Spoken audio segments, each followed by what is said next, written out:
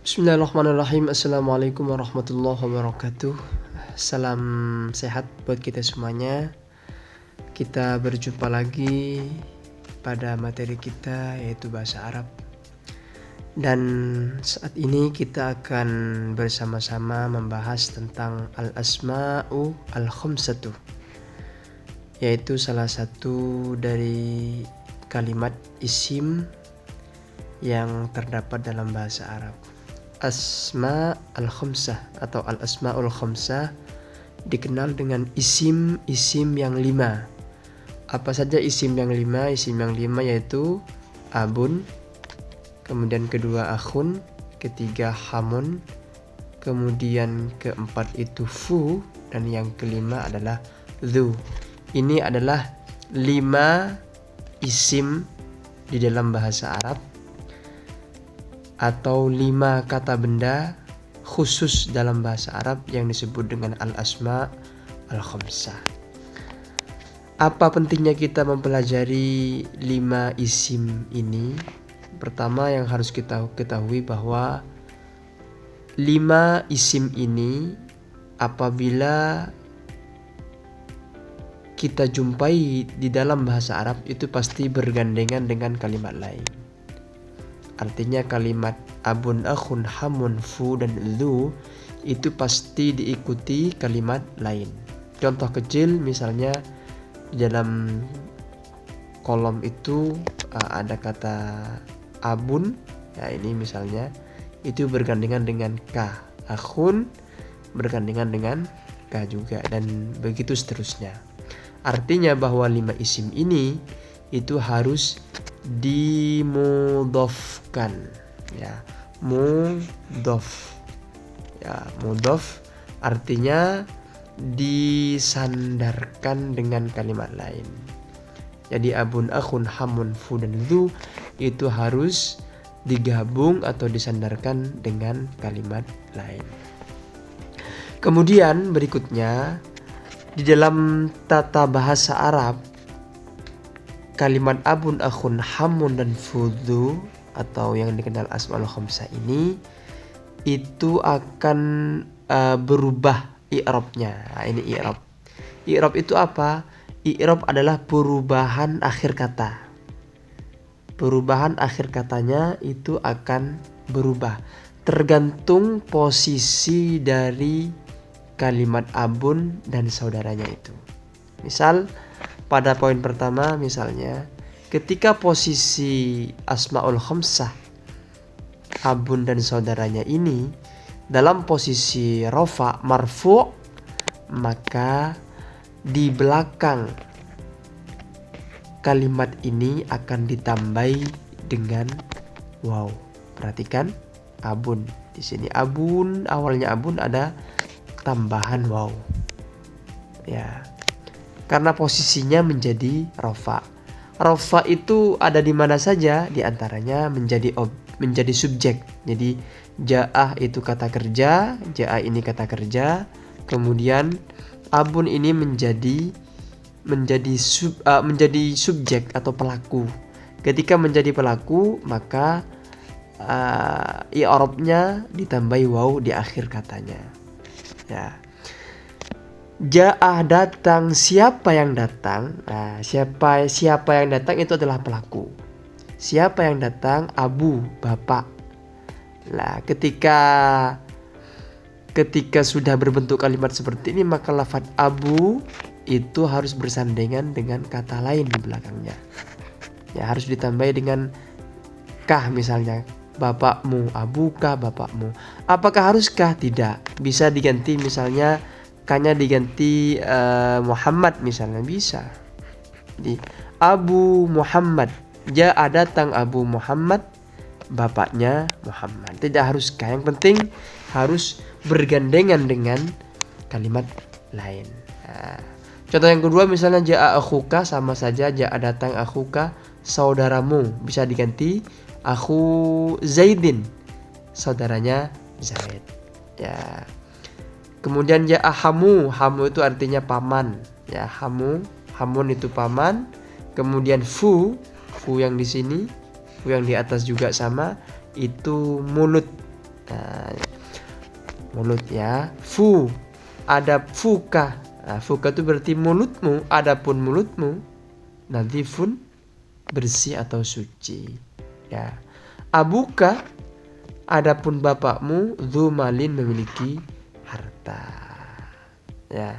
Jadi dzu ya di sini yang dimaksud abuka dan dzu malin itu sama-sama marfu rofa ya.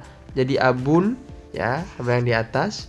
Kemudian dzu itu juga sama dengan yang di atas. Ya, itu posisinya sama-sama dirofakkan. I'rabnya sedang i'rab rofa. Ya. Intinya kalau lafadz abun, akhun, hamun, fu dan dzu posisinya adalah rofa, maka di belakang kata abun ya itu ditambahi waw karena tanda rofaknya adalah waw. Yang kedua, ketika nasabnya ditambah dengan alif ya. Nasab itu sebelumnya untuk rofa itu ada 7 tempat di mana sebuah kata isim itu dibaca rofa. Nanti silakan dicari sendiri ya. Kemudian karena di kelas 10 juga sudah pernah dijelaskan. Kemudian yang kedua, mansub, nasab. Ya, ketika posisinya lafadz abun dan saudaranya ini, posisi nasab itu ada 15 tempat nanti ya. Ada 15 tempat, silakan nanti bisa di searching 15 tempat itu. Maka lafadz abun di akhir katanya itu ditambah dengan alif. Contoh di situ ro'aitu aba, yang awalnya abun ditambah alif menjadi abaka. Ro'aitu, saya melihat aba, bapak, abun, bapak, aba ke bapakmu. Dalam contoh ini lafadz abun itu menjadi objek ya. Kalau tadi kalau menjadi subjek itu dibaca rofa, sedangkan kalau menjadi objek itu dibaca nasab. Nanti ada 15 tempat, silakan nanti kita cari ya. Begitu. Kemudian selain menjadi objek, juga di sini ada contoh indah, jatuh setelah lafadz indah misalnya. Ya, jatuh setelah lafadz indah atau anah, maka posisinya abun dan saudaranya atau asmaul khamsah ini itu menjadi nasab ya. Yang terakhir, majrurun bil ya, dijarkan dengan ya. Kalau posisinya lafadz abun dan saudaranya ini dibaca jer, posisinya jer. Kapan jer? Jer itu nanti kalau di depannya diawali dengan huruf jer ya. Di antaranya ya diawali dengan huruf jer. Kalau di sini kan seperti b itu huruf jer, b juga huruf jer, b juga huruf jer. Selain huruf v juga v ya, v juga huruf jer ya itu. Maka kalimat itu akan dijerkan dengan ya, atau di akhir katanya ditambahi dengan ya. Yang awalnya abun menjadi abi, yang awalnya akhun menjadi akhi, ya ada tambahan ya di belakangnya ya. Kapan posisinya sebuah kalimat itu dibaca jer? Ada beberapa tempat, ada 2 tempat ya. Pertama diawali dengan huruf jar seperti yang tadi dijelaskan. Yang kedua itu disandingkan dengan kalimat lain ya, disandingkan dengan kalimat lain.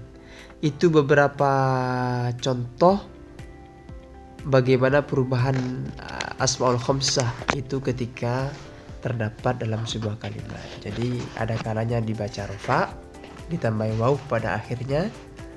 Kemudian ada kalanya dibaca nasab, di akhir katanya juga ditambah dengan alif.